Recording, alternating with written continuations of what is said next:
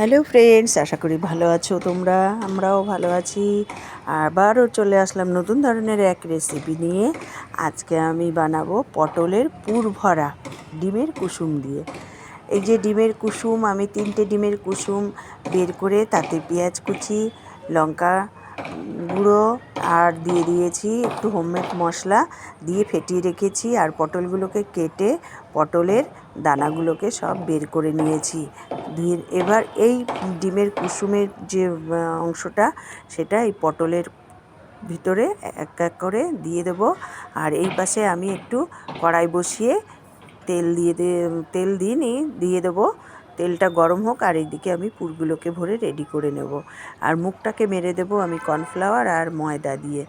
দেখো, ময়দা দিয়ে এক এক করে এবার পুরগুলোকে রেডি করে নেব। আর ওই রেডি করে তোমার পর প্লেটের উপর সাজিয়ে নেব। আর এইদিকে তেলটা দেখো গরম হয়ে গেছে, এবার পটলের পুরগুলো ছেড়ে দেবো। আর এই পুর ভরা দিয়ে যদি গরম গরম ভাত খাওয়া যায় না বন্ধুরা, আর কিছু লাগে না। এবার উপর থেকে আমি একটু নুন ছড়িয়ে দিলাম, যেহেতু পটলগুলো নুন দেওয়া হয়নি, তাই এই দেখো ভেজে তুলে রেখেছি। একদম যে খুব করে ভাজতে হবে তা না, কোনো সময় গ্যাসটা সিম করবে, কোনো সময় গ্যাসটা ফুলে করে দেবে। আর দেখো, আমার কিন্তু পুরো রেডি হয়ে গেছে ভাজা। এবার এই তেলের ভিতরে দিয়ে দেবো আমি একটা ছোট সাইজের পেঁয়াজ গ্রেট করে নিয়েছি, এটা দিয়ে দিলাম। আর টমেটোও গ্রেট করে নিয়েছি, সেটা দিয়ে দিলাম। দিয়ে এবার এই মশলাটাকে ভালো করে বেশ কষিয়ে নেব। তারপরে দিয়ে দেবো সামান্য একটু জল দিয়ে এবার আমি এক এক করে দিয়ে দেবো এর ভিতরে পরিমাণ মতো নুন, লঙ্কার গুঁড়ো আর দেবো হলুদ। দিয়ে আবারও একটু বেশ কষাবো। কষাতে কষাতে যখন একটু নাড়াচাড়া করার পরেই একটা সিক্রেট মশলা দিয়ে দিলাম। তোমরা যে কোনো মশলাই তোমরা ব্যবহার করতে পারো। আমি একটু আমার পার্সোনাল সিক্রেট মশলা দিয়ে দিলাম। দিয়ে আবারও বেশ ভালো করে কষাবো। কষানোর ভিতরেই একটু চিনি ফেলে দেবো, তাহলে কালারটা কিন্তু আরও ভালো আসবে। অলরেডি দেখো তেল ছেড়ে গেছে, আস্তে আস্তে দেখতেই পাচ্ছ।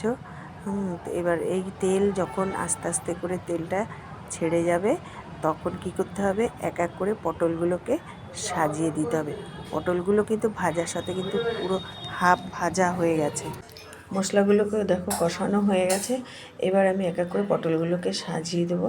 সাজিয়ে দিয়ে উপর থেকে সামান্য একটু জল দিয়ে দেবো, তার গ্রেভিটা তাহলে ভালো লাগবে। আর ডিমের যে সাদা অংশটা আমি ভেজে রেখেছি, এবার উপর থেকে সেগুলোকে ছড়িয়ে দিয়ে একটু নাড়াচাড়া করে নামিয়ে নিলেই রেডি পটলের পুর ভরা ডিমের কুসুম দিয়ে।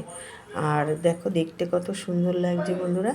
আর নামানোর আগে একটু 1 চামচ ঘি দিয়ে নামিয়ে নেব। আর দেখতে কিন্তু বেশ খাসা লাগছে। দেখো, এই দেখো ডিমের সাদা অংশটা ভেজে এই গ্রেভির সাথে দিয়ে দিলাম, তাহলে খেতেও ভালো লাগবে, দেখতেও ভালো লাগবে। এবার চলো নামিয়ে নেওয়া যাক।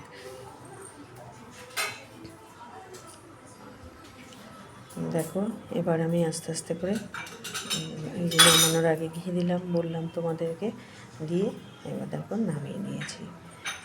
সেই সাথে যদি আমার চ্যানেলটা তোমাদের ভালো লেগে থাকে, আমাকে অবশ্যই লাইক, শেয়ার, কমেন্ট ও সাবস্ক্রাইব করে দিও।